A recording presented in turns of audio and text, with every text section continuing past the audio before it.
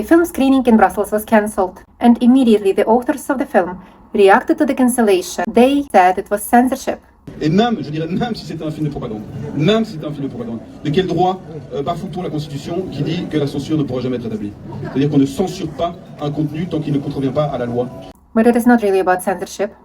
It is about propaganda entering democratic space dressed up as documentary of truth. It is a story about manipulation, about reversal, and about the normalization of hate speech in the middle of the EU. It is not just any screening. It was a film, Ukraine, Russie, derrière l'écran fumé, made by Kairos and Alexander Penas, who wanted to show it here on the 19th of March 2026. The venue was not openly disclosed up to 48 hours before the screening. Promote Ukraine called on the municipalities to cancel the film. Ukrainian embassy in Brussels issued its own statement, saying that the film distorts the reality. And few hours before the screening, the event was cancelled. And this cancellation did not happen in the vacuum. It did not happen because someone is suddenly afraid of another opinion or of the truth. It happened in the context of the pattern, the secrecy of the venue, the repeated attempt to call Ukrainians, frame Ukrainians as neo-Nazis.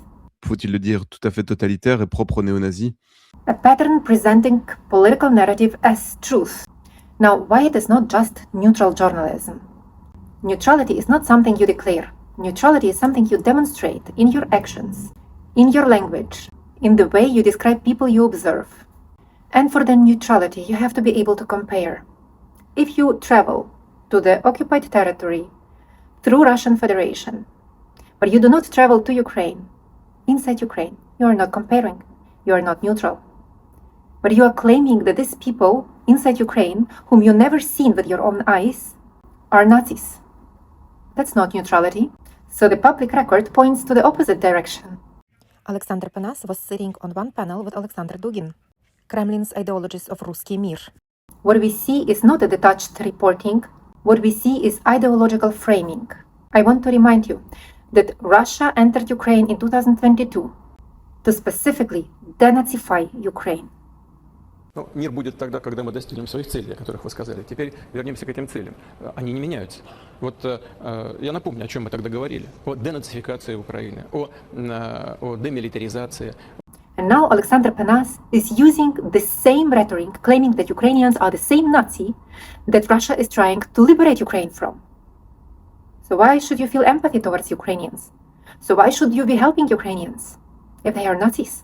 Therefore, in the context of the war of Russia on Ukraine, it is one of the most dangerous, the most deadliest of lies, and very, very familiar by now. It converts the aggressor into liberator, the victim into the extremist, and propaganda into courage. And even more, it converts war into peace. Alexander Penas went to the occupied territory, claiming that this is peace, but according to international law, occupation is war. Entering occupied territory on the invitation of the aggressor, the invitation of the occupier, is not a neutral act of journalism. It is a political act. It is a political choice. Occupation is war, just continued with other means, like checkpoints, passportization, forced re-education of children, filtration camps. That is not peace. You can't brand yourself as peacemaker while entering the stolen territory to justify the theft. So you label yourself peace, but you justify war. And that reversal is not accidental. It is the part of the mechanism. It is part of the campaign on degradation, dehumanization, intimidation. And here comes the most revealing part of the story. After the film was cancelled in Brussels, Russian embassy in Belgium issued a statement. And that statement is based on the press conference of Maria Zakharova. Here is what she says. Вот муниципальные власти Брюсселя в очередной раз отменили показ документального фильма бельгийского журналиста и руководителя независимого медийного проекта Kairos Press Александра Пенаса. Проект назывался «Россия и Украина за дымовой завесой». Кинокартина раскрывает истинные первопричины конфликта на Украине, трагедия, которой подвергался Донбасс. Она вызвала немалый общественный резонанс в Бельгии и в других странах Европейского Союза. Фильм был создан на основе материалов, собранных в ходе поездки группы иностранных журналистов в нашу страну, включая посещение Донбасса. Look, the official Russian state messaging about the film means that Russia instrumentalized this film and this narrative in its own benefit. It basically shows, Mr. Alexander Panas, that your work is very useful to Russian propaganda mechanism, and that is the political meaning of the case. So it is not just about the Belgian controversy, or it's not just about one film. It is not about censorship.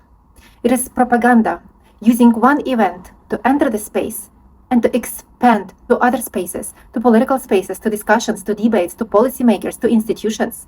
If we do not stop at one screening, they will continue expanding its truth-telling. 11th and 12th of April, you will have a continuation of something that was even started here in Serbia, which is a RT Doku Festival, which I think it's one of the most important festivals in which you could have a very raw and very stylishly made documentary. Documentaries on the basis of real events and something that is going on in Russia, in this kind of line in between Ukraine and Russia, and also all over the world, where they discover many things you will never see on the mainstream television. So come to see a beautiful documentary film.